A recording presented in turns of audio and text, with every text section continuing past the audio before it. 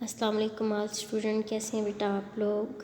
آج ہم لوگ آپ کے یونٹ نمبر 2 میں لیکچر نمبر 5 جو ہے وہ سٹارٹ کریں گے، اور ہمارا ٹاپک ہے حقیقت پسندی اور اس کے تعلیمی اطلاقات، یعنی realism and its educational application.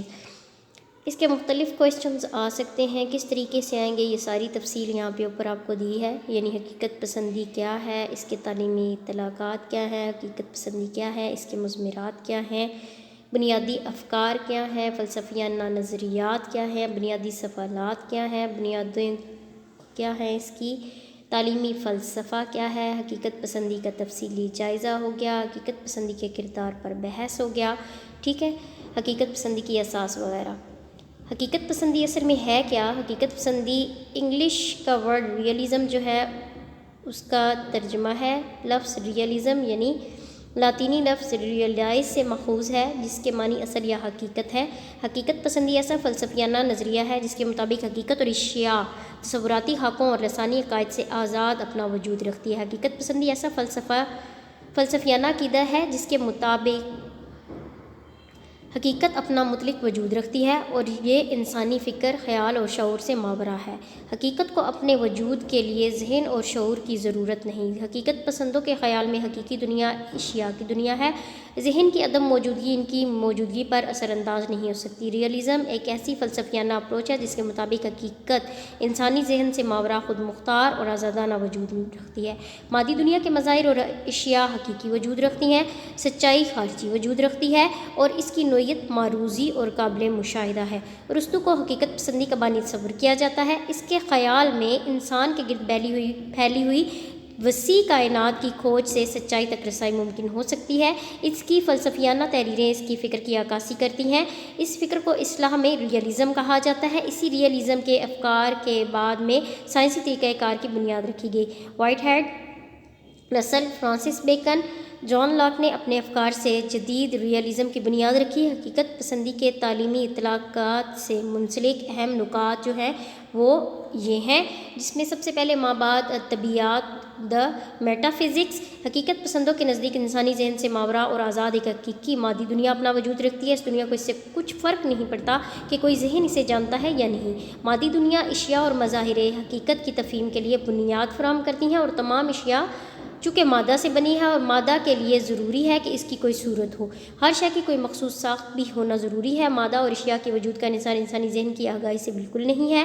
اشیاء جو ہیں وہ کائنات کے اندر ہمارے ذہن سے ماورا اپنا وجود رکھتی ہیں، لیکن انسان اگر چاہے تو ان سے متعلق معلومات حاصل کر سکتا ہے۔ کائنات کی تمام اشیاء دوہری تشکیل کی حامل ہے۔ ایک تو وہ مادہ سے بنی ہے، ان کی تنظیم کے لیے مخصوص ڈیزائن میں محدود کر دیا گیا، اور مادہ ہی وہ بنیادی عنصر ہے جس سے کائنات کی اشیاء بنائی گئی ہیں۔ صورت مادی اشیاء کا ڈیزائن ہے جس سے کوئی شے ظاہری وجود کے ساتھ انسانوں کو نظر آتی ہے۔ اس کے بعد ہمارے پاس علمیات آ جاتی ہیں، یعنی اپسٹمولوجی۔ حقیقت پسندوں کا یہ نظریہ ہے کہ انسان حقیقی دنیا اور اس کی اشیاء کا علم حاصل کر سکے۔ یہ علم حسی ادراک اور عقلی استدلال سے ممکن ہوتا ہے۔ علم ایک پروسیس ہے جو 2 مراحل پر مشتمل ہے۔ ایک مرحلہ تجسس اور دوسرا مرحلہ تجرید۔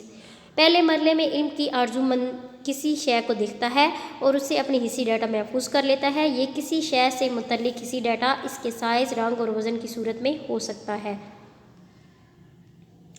ذہن اسی حسی ڈیٹا کی صفات کی بنیاد پر درجہ بندی کرتا ہے۔ اشیاء کی یہ درجہ بندی مستقل اور غیر مستقل صفات پر کی جاتی ہے۔ اشیاء کی صفات کی بنیاد پر تجریدی درجہ بندی سے ایک طالب علم کسی شے کے تصور سے آگاہ ہو سکتا ہے۔ تصوری کاری جو ہے یعنی تصور کاری اس وقت ہی نتیجہ خیز ہو سکتی ہے جب ذہن کسی شے کی صورت کی تجرید حاصل کر لیتا ہے اور اس شے کی تنظیم کی کسی کلاس میں درجہ بندی کرتا ہے۔ اس کے بعد ہمارے پاس ایکزیولوجی آ جائے گا، یعنی قدریات۔ حقیقت پسندوں کا نظریہ یہ ہے کہ تمام انسان عمومی انسانی فطرت کا رجحان رکھتے ہیں اور تمام انسانوں کی مشترک ضروریات، توقعات اور خواہشات انہیں یکجا کیے ہوئے ہیں۔ انتخاب کی آزادی اور عقلی استدلال کے استعمال کی طاقت انسانیت کے امتیازی مشترک خصوصیات ہیں۔ قوت استدلال فرد کو انتخاب کی آزادی کا حق دیتی ہے۔ استدلال کی قوت ہی انسان نے دنیا میں زبان بطور ایک سماجی ادارہ تحقیق کیا ہے۔ انسان نہ صرف زبان کا خالق ہے بلکہ اپنے تعاملات کے لیے اسے استعمال بھی کرتا ہے۔ انسان ہی جس نے معاشرہ اور کلچر کو اپنی استدلالی قوت کی بنا پر قائم کیا ہے۔ لٹریچر، میوزک اور آرٹ کی دیگر صورتیں یہ سب انسان کی استدلالی قوتوں کی ہی انعکاسی کرتی ہیں۔ عمومیت کے اعلیٰ ترین درجہ پر دیکھا جائے تو مشترک انسانیت کی مشترک اخلاقیات ہیں۔ اخلاقیات کا یہ عمومی درجہ اپنی نوعیت میں آفاقی ہے۔ حادثات اور اتفاقات اخلاقیات کی آفاقی نوعیت پر اثر انداز ہوتے ہیں۔ آگے آ جائے گا ہمارے پاس دا آبجیکٹیو آف ایجوکیشن، یعنی مقاصد تعلیم جو ہے وہ ان حقیقت پسندوں کی نظر میں کیا ہے؟ تو حقیقت پسندوں کے نزدیک تعلیم کا بنیادی وظیفہ انکوائری کے ذریعے مادی دنیا کا فہم ہے۔ تعلیم کا ایک اور اہم مقصد آفاقی اور خیر بنیاد زندگی کو یقینی بنانے کے لیے مادی دنیا کے حصول کا علم ہے۔ ثقافت کی ترسیل اور انسانی فطرت کے نمو بھی حقیقی تعلیم کے لیے دو نمایاں مقاصد ہیں۔ عملی تعلیم کی بنیاد اس امر پر ہے کہ لرنرز کو سچائی سکھائی جائے تاکہ وہ عملی زندگی کے تقاضوں کا فہم پا سکیں۔ عملی تعلیم کے ذریعے طلباء کو ایسے علوم سے روشناس کرایا جائے جن کے باعث وہ حقیقی دنیا میں اپنا وجود باقی رکھ سکے۔ اسکول اس لیے قائم کیا جاتا ہے کہ وہ کائنات اور دنیا کا نظام طلباء پر واضح کر سکیں۔ اسے منظم تبدیلی اور درجہ تکمیل کے لیے کوشش کرنی چاہیے۔ عملی تعلیم کے ذریعے طلباء کی قوت استدلال کی اس طرح نمو کی جاتی ہے کہ وہ حصول علم اور استعمال علم کے قابل ہو سکیں۔ اس کے بعد نصاب آ جاتا ہے۔ حقیقت پسندوں کے نزدیک نصاب کو اعلیٰ درجے کا منظم مرحلہ وار ہونا چاہیے۔ یہ مادی علوم، سماجی علوم اور وقوفی علوم کا متوازن مجموعہ ہوتا ہے۔ حقیقت پسندوں کا نصاب لازمی طور پر مسائل بنیاد اور مضمون مرکز ہوتا ہے۔ حقیقت پسندوں کا خیال ہے کہ مادی دنیا کے مضامین اور سماجی علوم نصاب کا حصہ ہونے چاہیے۔ ان کے خیال میں حقیقی دنیا کے خارجی اور معروضی نظام کے علم کے لیے سب سے مؤثر طریقہ یہ ہے کہ نصاب خود مختار، جداگانہ، منظم مضامین پر مشتمل ہو۔ مضامین کی ترتیب دراصل مضامین کی درجہ بندی کا پروسیس ہے۔ انسانیت کے ماضی کے تجربات تاریخ کے تحت منظم کیے جاتے ہیں۔ باٹنی کے مضمون کے تحت پودوں کا باضابطہ مطالعہ یقینی بنایا جا سکتا ہے۔ عدالتی نظام میں تعلیم تنظیم سیاست کے تحت کی جا سکتی ہے، سیاسیات کے تحت کی جاتی ہے۔ حقیقت تک رسائی کے لیے علم کا حصول اور دراصل ایک مرحلہ وار منضبط انکوائری ہے جو مختلف شعبوں میں منقسم ذخیرہ علم کے ذریعے ممکن ہو سکتی ہے۔ اس کے بعد انسٹرکشن اسٹریٹجی کی بات کریں، یعنی حکمت تدریس کی، تو حقیقت پسند جواب دہی اور کارکردگی بنیاد تدریس کی حمایت کرتے ہیں۔ اس کے علاوہ وہ سائنسی طریقہ تنقیدی اور استدلال اور تجربیت، مظاہریت اور عملی مشق پر بھی فوکس کرتے ہیں۔ ریئلزم اس امر پر فوکس کرتی ہے کہ بچوں کے ساتھ تدریسی تعاملات سادہ اور پیچیدہ اور ٹھوس سے مجرر کی طرف حرکت کرنی چاہیے۔ ایک ٹیچر کو چاہیے کہ وہ بلا واسطہ یا بالواسطہ تجربات کے ذریعے آموزشی تجربات کو وسعت دے۔ بچوں کو فیلڈ ٹرپس، لائبریریوں اور کمپیوٹر ٹیکنالوجی سے تعامل کے مواقع فراہم کیے جانے چاہیے۔ آموزش کی بنیاد حقائق اور تجرباتی استدلال پر ہونی چاہیے۔ اس کے علاوہ تدریس کے سارے عمل میں نظم اور جامعیت ہونا ضروری ہے۔ اسٹوڈنٹ کی بات کی جائے تو اسٹوڈنٹ کو ایسے علوم سیکھنے چاہیے جو انہیں خارجی مادی دنیا کے فہم میں مدد دیں۔ اس صورت میں ہی وہ زندگی کے مقاصد کی تکمیل میں کامیاب ہو سکیں گے۔ اسکول کے قیام کا مقصد اس کے سوا کچھ نہیں کہ وہ طلباء کو خارجی دنیا کے معروضی حقائق سمجھائے۔ حقیقت پسندوں کے نزدیک سیکھنے والا بچہ ایک حصی مکانیہ کی طرح ہے اور ٹیچر کی حیثیت ایک سائنس لیبارٹری میں تجربات کرانے والے ماہر افراد کی ہے۔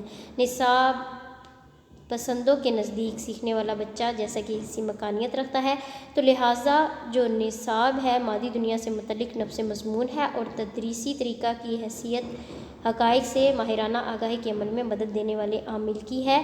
ٹیچر کو چاہیے کہ وہ طلباء کو حقیقی مادی دنیا سے متعلق حقیقی معلومات دے۔ آموزش کی غرض سے بنایا جانے والا کلاس روم فطرت کے طرح منظم اور مربوط ہو۔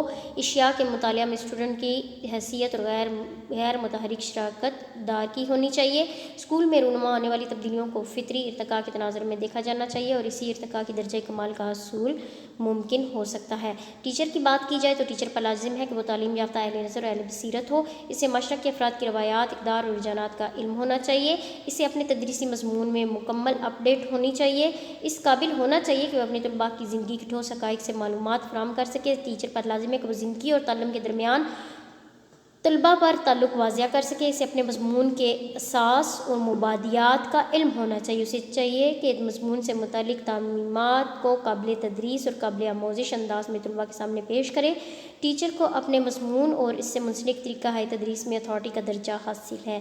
اسی طرح اگر ہم لوگ ایڈمنسٹریشن آف ایجوکیشن کی بات کریں تو انتظام تعلیم کی بنیاد معاشرہ کی حقیقی ضروریات پر ہونی چاہیے۔ ریاست میں موجود تمام تعلیمی اداروں میں مادی علوم کی تدریس کی کلاسز ہونی چاہیے۔ مخلوط تعلیم ایک فطری مظہر ہے، بس اسے ہر درجہ تعلیم پر جاری کیا جانا چاہیے۔ اسکول معاشرہ کا نمائندہ اور آئینہ ہے، اسے طلباء کے سامنے ہم اثر معاشرہ کا چہرہ پیش کرنا چاہیے۔ حقیقت پسندوں کے نزدیک گورنمنٹ کی نگرانی میں جاری نظام تعلیم ٹیچر کی سماجی ذمہ داریوں اور تدریسی ذمہ داریوں میں توازن قائم رکھتے ہیں۔ یہ تھا ہمارا آج کا لیکچر بیٹا، یونٹ نمبر 2 کا لیکچر نمبر آپ کا 5 تھا۔ اب آپ اس کو غور سے جو ہے وہ اپنی بک میں سے بھی پڑھیں، اور اگر کوئی مسئلہ ہو تو آپ میرے ساتھ ڈسکس کر سکتے ہیں۔ اللہ حافظ۔